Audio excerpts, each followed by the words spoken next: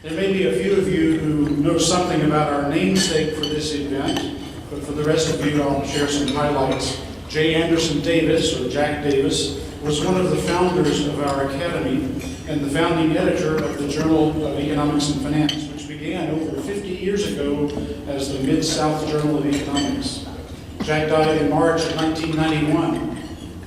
The AEF started out as a modest gathering of Mississippi economists in 1963. The major objective at that time was to promote a venue for analysis of economic data in the state of Mississippi. Prior to that, the academic community had not focused on the Mississippi economy to a large extent, so economists from Mississippi College, Ole Miss, State College, Southern Mississippi, Jackson State, and some of the junior colleges in Mississippi met for the purpose of providing that venue. The earliest meetings in the 1960s were themed, according to Research Trust, for each year: Mississippi agriculture, banking, labor studies, etc. And the meetings were sponsored by the universities and colleges involved.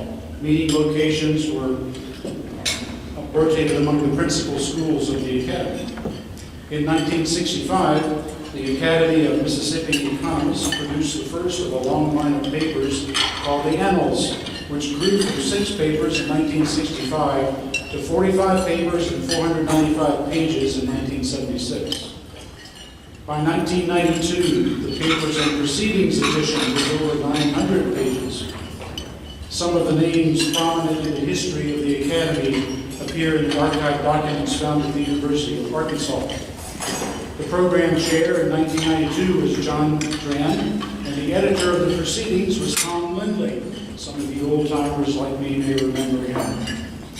In the 2013 meeting, several of the earliest past presidents of the AEF attended our luncheon and were recognized. This was 10 years ago in our 50th anniversary celebration.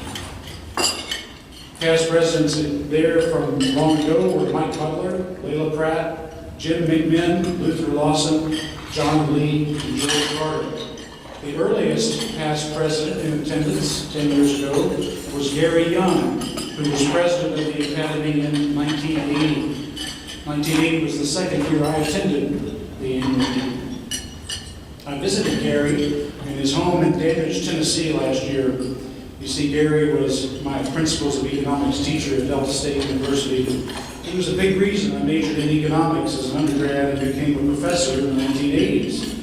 I was a brunette back then, platinum blonde now. The Academy has changed names several times since its inception in 1963. It started out as the the Academy of Mississippi Economists, changed to the Mid-South Academy of Economists in 1973. Then in 1983, it was decided that since financial economics was playing such a prominent role in the Academy, that the name should be changed to the Mid-South Academy of Economics and Finance.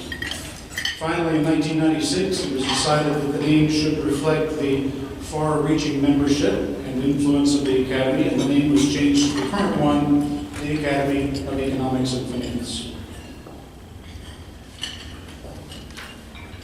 Back in 1965, 2 years after the formation of the Academy of Mississippi Economists, J. Anderson Davis, our namesake for the luncheon, editor of the Annals, wrote, "It will be interesting to look back 10 years hence and see whether, as prophets, we deserve honor in our own country or anywhere else."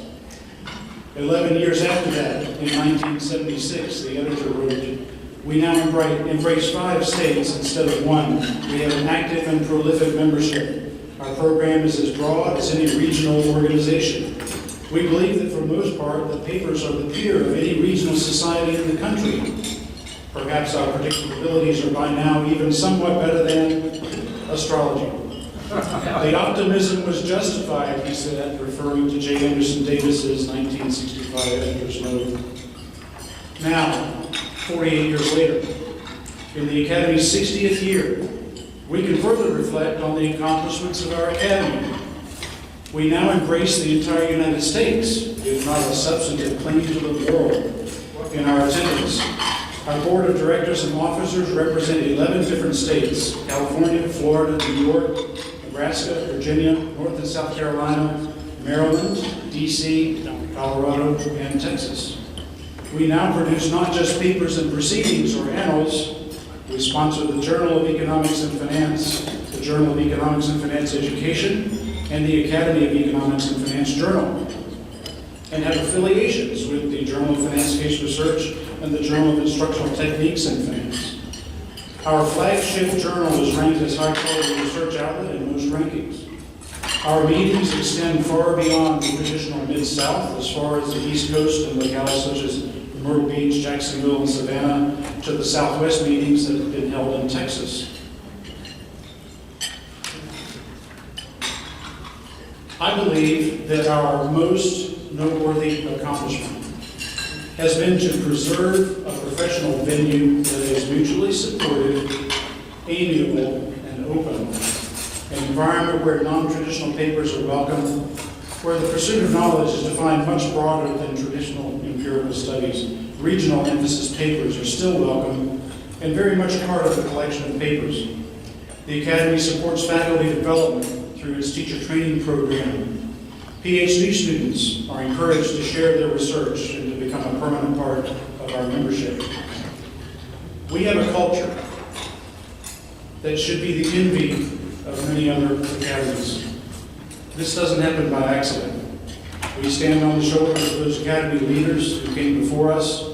Their legacy is what we continue to enjoy and perpetuate today. Ours is a fairly rich heritage, one that's made a positive difference in the lives of many of us. I would like to encourage our younger colleagues to build on the foundation of the past and perpetuate the positive role this academy can play in the future. Inclusive, supportive, and well done, as we could say to the Academy of Leadership and participants from the past.